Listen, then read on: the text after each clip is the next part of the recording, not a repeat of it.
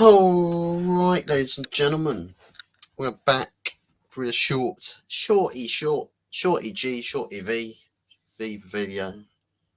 Don't know why I say shorty G, but it is what it is. But we are back with another video, and this time we're talking about Mctominay. It's happening. It's happening, guys. He's going for the money. He's not going for the money. He's going because that's the most obvious and probably the only option and chance he has is Scott McTominay at keeping a legitimate position at a high-level club, and essentially to keep his career alive. So, yeah, McTominay to Napoli seems like it is going ahead. Word on the street is that we have finally got the agreement between the clubs, between Napoli and Manchester United, for McTominay. They reckon on behalf of Demarcio that it's about €30.5 million pound, or yeah, €30.5 million package deal. So whether that's an upfront fee with some add-ons, maybe there is, maybe there isn't. But supposedly a couple of complications on the player side with McTominay and Manchester United to solve. However, it's also followed up allegedly by Fabrizio having stated whether he has stated this or not. I can't actually confirm that because I haven't seen him actually say it, but supposedly McTominay has said his piece on the matter internally. He's stated, yes, I will go to Napoli. Yes, I will head to Italy. Yes, I will go play for Antonio Conte. Supposedly he said yes to the project. He's spoken to Antonio Conte already and is basically got on board with this. And we're all on board with it as well. We're all on board because it's Manchester United doing business, a piece of business that needs to happen, that's needed to happen for years. We're just catching up, guys. We're finally catching up with some much needed business, overdue business. The likes of Harry Maguire leaving the club and Marcus Rashford leaving the club are also considered overdue, long overdue business. You could use that same argument for players like Victor Lindelof. I think some would push that same agenda on Luke Shaw. Personally, I think maybe it's time to call it a day with Luke Shaw as well, given that he's not really fit and available for Manchester United at all anymore. So yeah, it's one of those. It's one of those. Everybody has their thoughts and feelings, and I'm sure there'll be people that will disagree with my verdicts on Manchester United players and who should stay and who should go. Much like there are plenty of people out there that say, "Hey, about McTominay, yeah, he's still the most important player at our club. He's still the most underrated player at our club. He's still so good at this and that, and he's really influential. His passion for the shirt's undeniable. Look how hard he runs on a football pitch. Look how many yards he covers. But has he ever actually carried the club? Has he genuinely carried the club on the football pitch for 90 minutes? Has he actually contributed in a way that rival fans actually sit there respectfully and say, you know what, that Scott McTominay is a really good player? The thing is, as if you asked around, would you take McTominay at your club? 99% of fans would tell you no.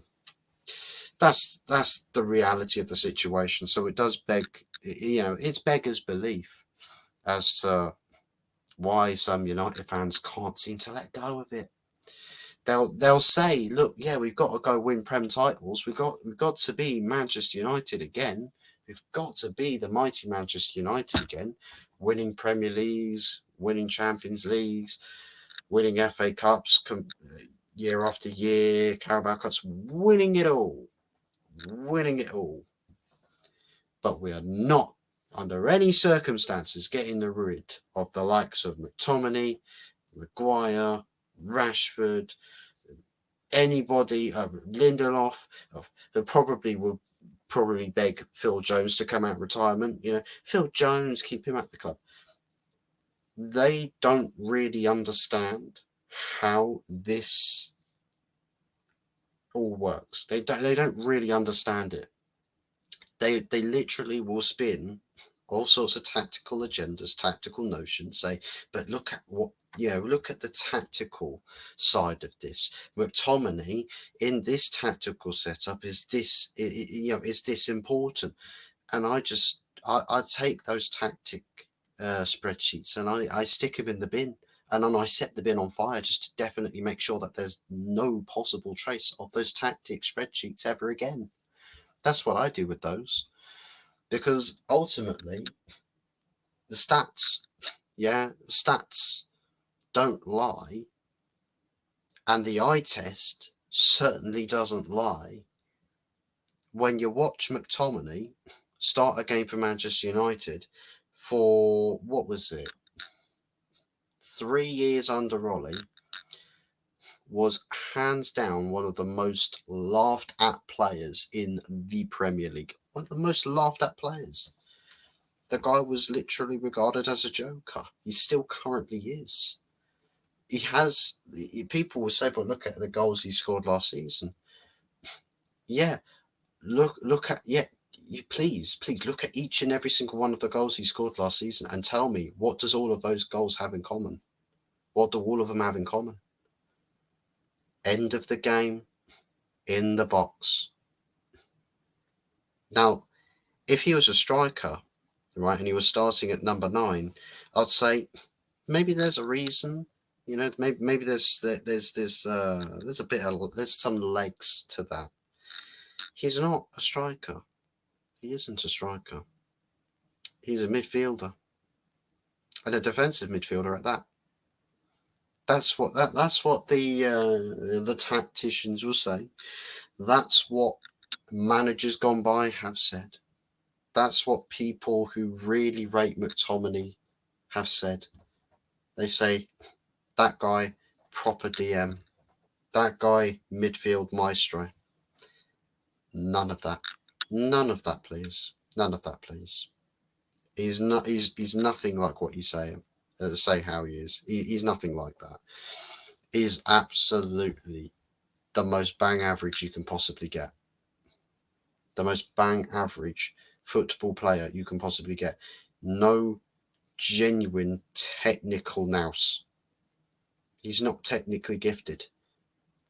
So beyond that, beyond passion, that's the only attribute he has.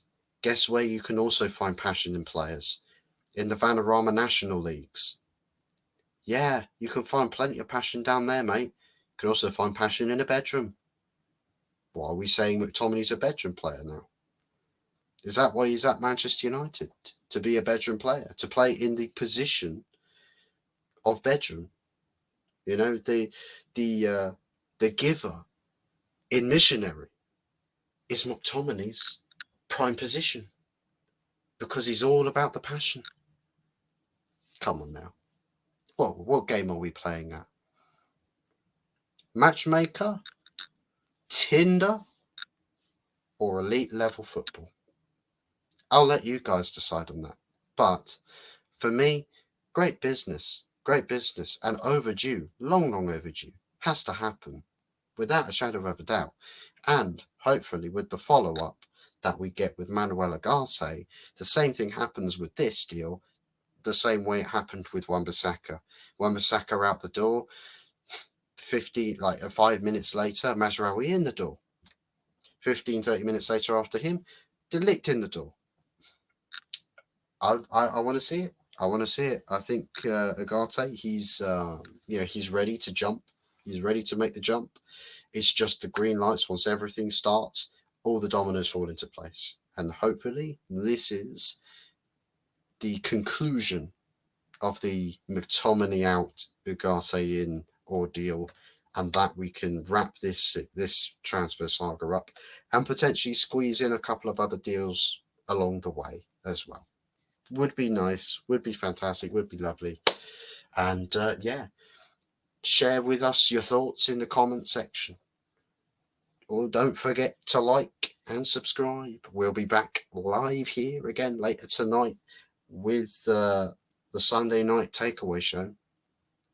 8 o'clock, and I'm sure I'm going to be getting pelters from all angles with the Brighton game yesterday afternoon.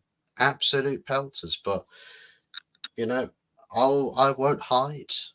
I won't hide. I'll take everything on my massive chin. You see that? You see that gleamer? That's a solid chin. That is proper solid chin. But anyways, guys, we'll see you later on tonight. Take care, and if something else crazy happens, then yeah, I'm sure we'll also be releasing something to cover that. Until then, take care, goodbye, and see you later on.